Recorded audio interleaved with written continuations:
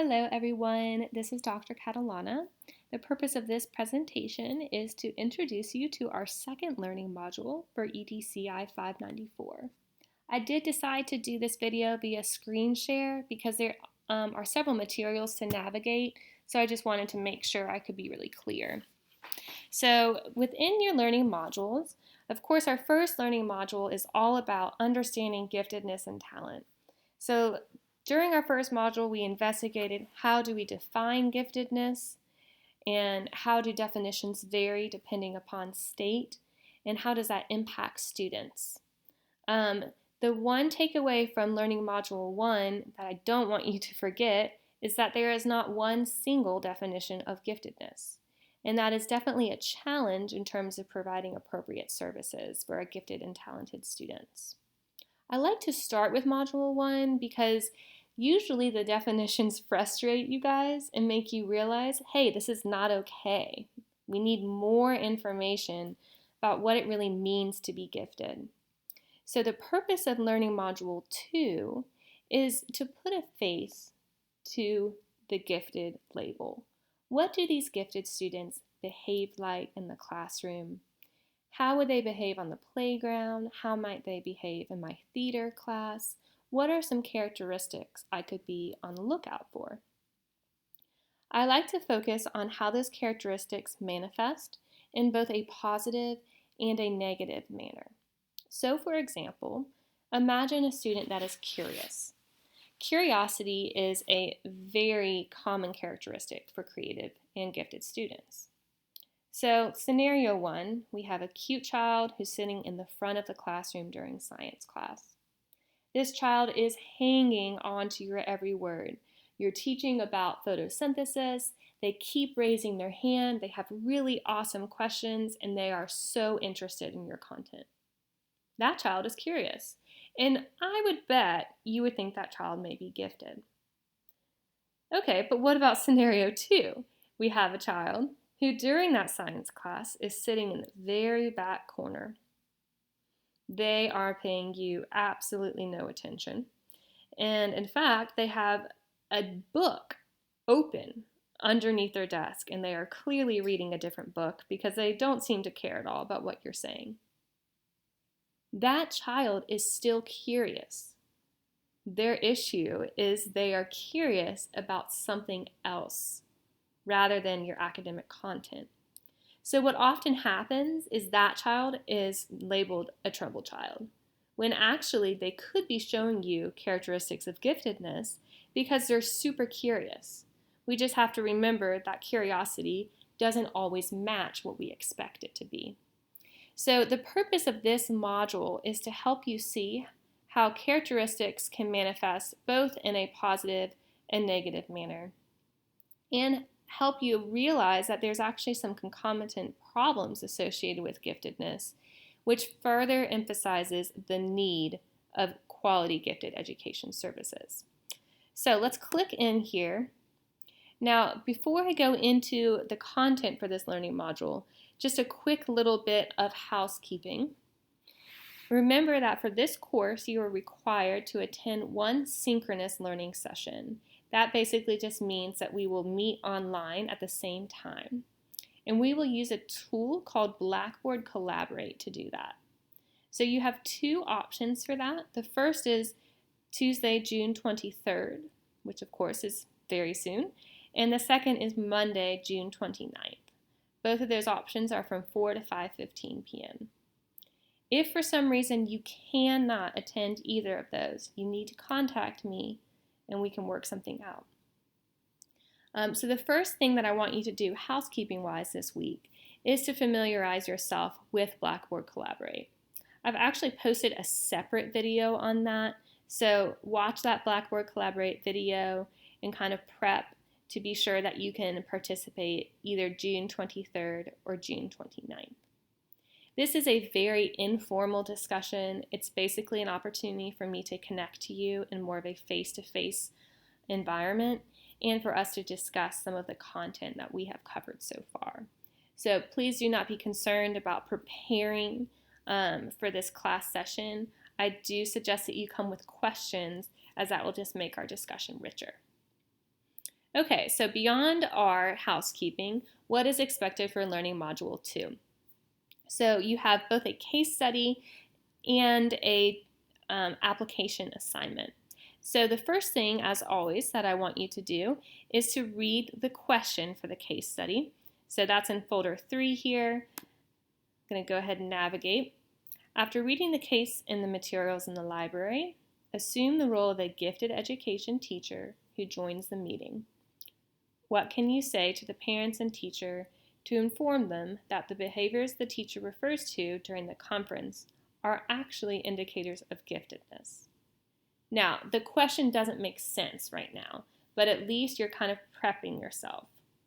So I won't read through the entire case study, but I do want to orient you to it. I already have it open here.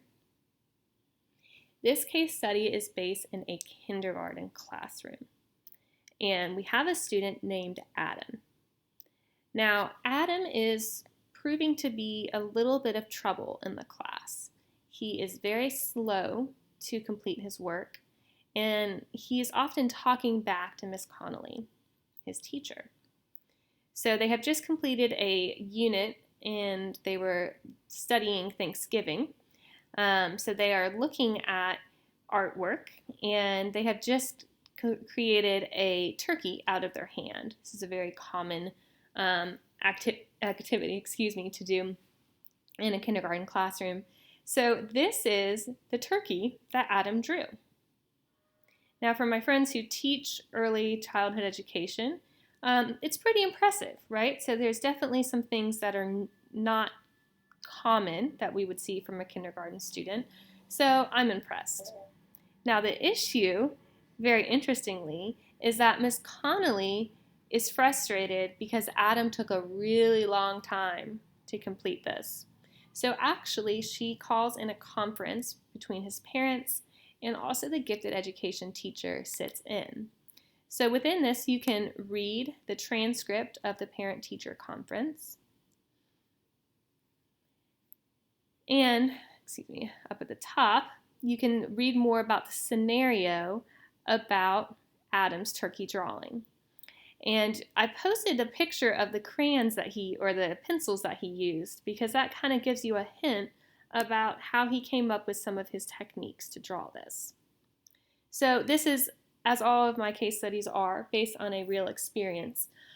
So read it carefully, because it could be that Adam's, quote, negative behaviors are actually indicative of some behaviors that could be gifted. So your first activity would be to read that case study thoroughly.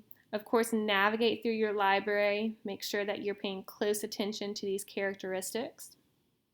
And then to complete your discussion board. One thing to note within your discussion board, I did have some questions about APA style. So within folder 5, I posted 2 different citation helpful hints about APA styling. Of course, the class is not about APA citations, so I don't expect it to be perfect, but you do really need to cite your sources so I can see where you're getting your ideas. Beyond the case study, you have your module assignment, which is a gifted child analysis, okay? So let's go ahead and click in here. So this activity is really fun because it allows you to consider a child that you believe may be gifted. So use the gifted child checklist provided. Select a child you once taught, and you're going to complete the checklist. Oh, I'm sorry. Wrong thing. See? I'm not perfect at navigating either. Here we are. Okay, so fill out the checklist, and then you're going to discuss evidence of giftedness in your case study student. Within that discussion, I need you to refer to at least 3 library resources to support your defense. Okay, so I'm going to open up the gifted child checklist here. Now, there are several different checklists for gifted child characteristics. Okay, so you would fill in the age, grade level, and gender. Compared to other children your child's age, to what extent do these descriptors fit your child? Okay, So we have some characteristics of gifted children: reasoning well, learning rapidly, having an extensive vocabulary. Okay, so your challenge will be to complete this checklist and then to write a narrative defending whether or not you believe the child is gifted. Now, I want you to hear me loud and clearly, guys. I do not love this checklist. I do not think it is as representative of gifted students as it should be.